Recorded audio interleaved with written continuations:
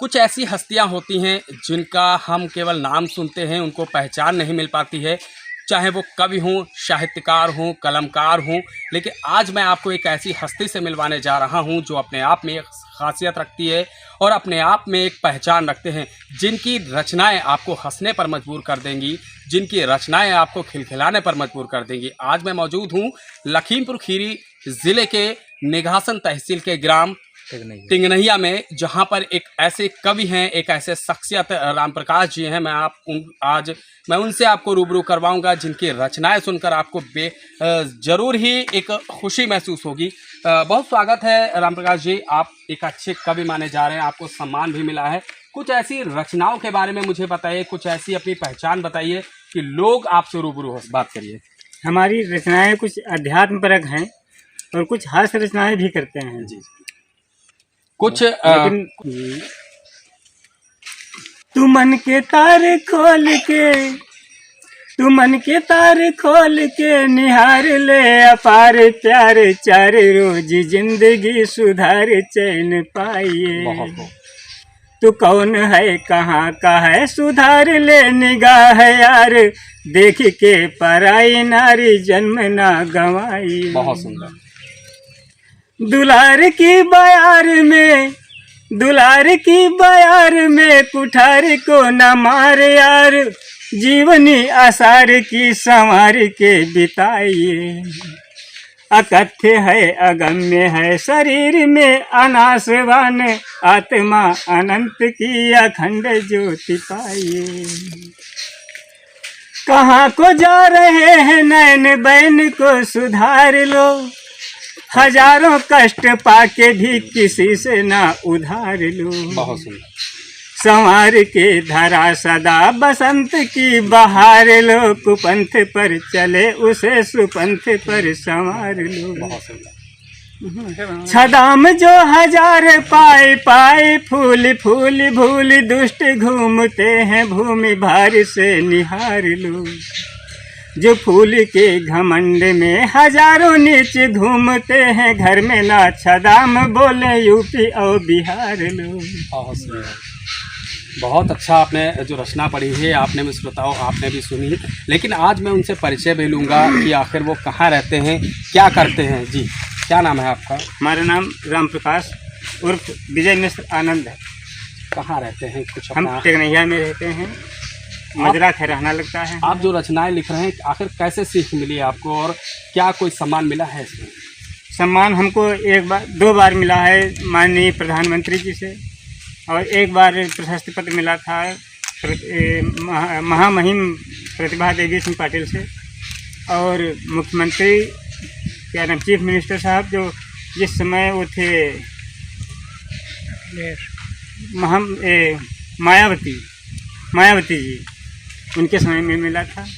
लेकिन हम मंचन नहीं करते हैं, सिर्फ क्यों नहीं मंच पे जाते हैं? आप इतनी अच्छी रचनाएं पढ़ते हैं, श्रोता आपको सुनकर झूम उठेंगे, तो आप मंच पर क्यों जाना नहीं पसंद करते हैं? क्या वजह रही है अभी तक? हम कोई इतना सिर्फ लिखना हमारा एक वो है, लेकिन मंचन करना हमें पसंद नहीं है। कितनी रचनाएं अब तक लिखी होंगी आपने? लगभग 1000 हो गई होंगी। बहुत खूब, बहुत स्वागत है और बहुत ही हमारे लिए गर्व की बात है। हमारे लिए एक ऐसी शख्सियत जो आप देख रहे, 1000 रचनाओं को लिखना बहुत बड़ी बात होती है। जो रचना आपने सुनी है तो वाकई एक पहचान रखती है, बहुत खूबी रखती है। मैं उनसे और भी रचनाएं सुनाने के लिए गुजारिश करूंगा कि कुछ और ऐसी रचनाएं जो आपकी बहुत अच्छी मानी जाती हों, सामने देखकर। जिनके घरों में लक्ष्मी वरदान दे चुकी हैं, उनसे जरा ये पूछो दुनिया किधर झुकी है। चलती रहे सवारी किसके यहाँ रुकी है, जिसने खुदी को जाना उसके यहाँ बिकी है। यही तो इंदिरा है, यही वसुंधरा है, कहते इसी को बाड़ी, इसमें सभी भरा है। नीचों के मुंह में रहकर बकती सदा बुरा है, जिसने इसे न जाना वो ही सदा गिरा है। बहुत खूब। और भी कोई रचना है जो हमारे श्रोताओं तक आप पहुंचाने का काम करेंगे? मरना भला है यारों पापों की जिंदगी से, बिरहा किया गया अच्छी गैरों की दिल लगी से। जंगल भी है गंवारा नीचों की बंदगी से, जिहवा भी क्या जचेगी बातों की गंदगी से। कुछ ऐसी रचनाएं आप हास्य कवि के रूप में पहचाने जाते हैं इस पूरे गांव में, कुछ हास्य हो जाए, कुछ व्यंग हो जाए, तो हमारे श्रोताओं को कुछ चेहरे पर खिलखिलाहट आ जाए। जब हम अकेले थे, मतलब पत्नी मायके गई थी, एक दिन हम खाना बना रहे थे, उस समय की एक कविता याद आती है। बिल्कुल बिल्कुल, स्वागत है। बिना मेहरुआ के घर बांधा बिगड़ी दशा हमारी, बिना मेहरुआ के घर बांधा बिगड़ी दशा हमारी।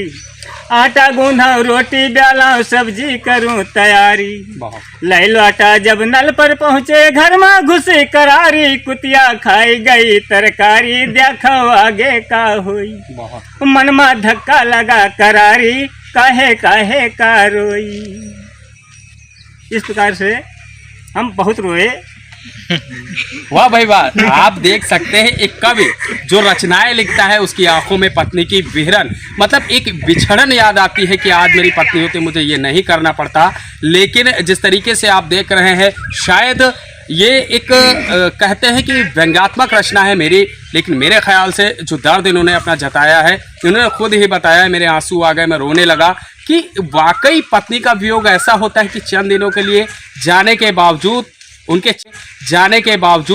उनके चेहरे से हंसी छिन गई और ये उस पत्नी के वियोग में रोने लगे और एक रचना भी लिख डाली। कुछ और रचनाओं से आपसे रूबरू करवाता हूँ, कुछ ऐसी ही व्यंग्यात्मक रचना हमारे श्रोता। हमारी सिर्फ एक इच्छा है, बाकी कुछ करना ही नहीं चाहते ना, कुछ देखना चाहते हैं। जैसे सूरदास ने सोचा कि हम कृष्ण भगवान के दर्शन के बाद हमें कुछ देखना नहीं चाहिए। जी जी।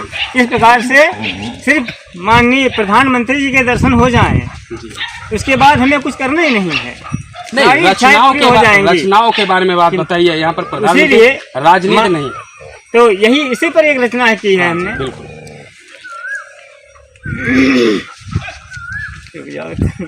पंक्तियाँ याद नहीं आ रही हैं और जल्द ही आपके समझ आएंगे हमारे कवि महोदय। अच्छा, एक और बात होती है कि जो गांव में, छोटे मोटे गांव में लोग छुपे रहते हैं, ऐसी चर्चित हस्तियां छुपी रहती हैं जिनको हम आपसे रूबरू करवाते रहेंगे। और आज यूं ही मैं आया था घूमने के लिए, यूं ही मैं भी एक कलमकार हूं, मैं एक पत्रकार हूं। आज मैं आया था यहाँ पर एक कवरेज के लिए। आज वोट पड़ रहा है, एक हमारे यहाँ लोग मतलब एक तरीके से जिस तरीके से वोट पड़ रहे हैं और लोग अपना मतदान का प्रयोग कर रहे हैं, लेकिन ऐसे में मुझे एक कवि से मुलाकात हुई जो कहीं छुपी हस्ती है, लेकिन उसको कई बड़े हस्तियों से सम्मान प्राप्त हो चुका है। शायद उनको पंक्तियाँ याद आ गई, मैं उनसे पूछता हूँ। जी। देव दया निधि मोदी महेश्वर दर्शन दो आनंद बुलावे, पुण्य सुसंस्कृति का मम हिंद परंपरा में शुभ वास करावे। तेरी कृपा यदि पाऊँ नहीं तो जाऊँ कहाँ आधार न भावे।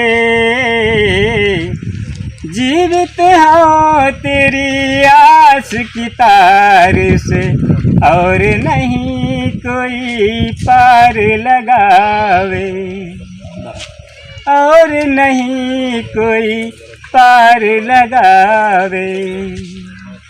बहुत खूब। ये थे हमारे कवि राम प्रकाश जी, और आपने देखा कितनी अच्छी अच्छी रचनाएं हैं, और मैं आपसे गुजारिश करता हूं इनको आगे बढ़ाइए और साथ ही इनको एक पहचान दिलवाइए। अच्छा, एक और पंक्तियां उनको याद है, कुछ पंक्तियां हास्य की याद आ रही है, एक बार फिर मैं आपको रूबरू करवाता हूं। जी।